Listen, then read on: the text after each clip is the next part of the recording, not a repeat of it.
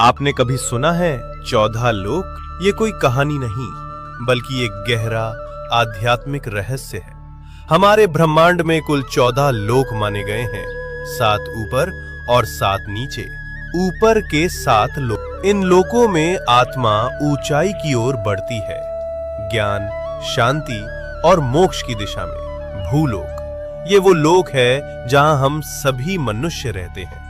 इसे मृत्युलोक भी कहा जाता है, क्योंकि यहाँ जन्म और मृत्यु का चक्र चलता रहता है। भूवरलोक, ये लोक भूलोक और स्वर्गलोक के बीच स्थित है। ये ऊर्जा रूपों का क्षेत्र है जो भौतिक और दिव्य लोकों को जोड़ता है। स्वर्गलोक, देवताओं का लोक, जहां इंद्र और अन्य देवता निवास करते हैं। अच्छे कर्म करने वालों को मृत्यु के बाद इसी लोक में स्थान मिलता है, जहां सुख, संपत्ति और आनंद की अनुभूति होती है। महरलोक, ये दिव्य ऋषियों, तपस्वियों और महान आत्माओं का निवास स्थान है, जहां वशिष्ठ और विश्वामित्र जैसे महान ऋषि तपस्या करते हैं। जनलोक, इस लोक में वे आत्माएं निवास करती हैं जिन्होंने ज्ञान और ध्यान में परम सिद्धि प्राप्त की होती है।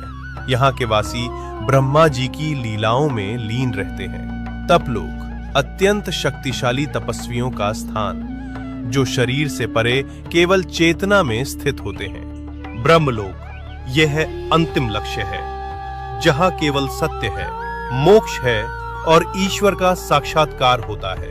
इन ऊर्ध्व लोकों में आत्मा का जाना मतलब है धीरे धीरे शुद्ध और जागरूक होना। अब बात करते हैं नीचे के 7 लोकों की।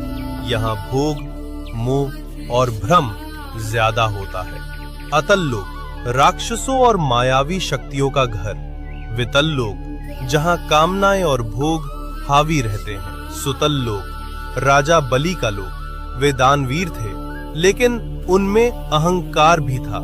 रसातल लोक, जहाँ भ्रम, लालच और अज्ञान का घना अंधेरा है। तालातल लोक, छल, धोखा और झूठ से भरा हुआ लोक।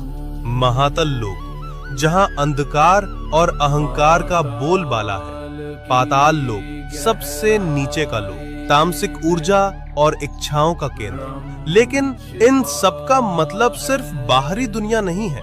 ये 7 लोक हमारे भीतर की नकारात्मक सोच और कमजोरियों का प्रतीक हैं।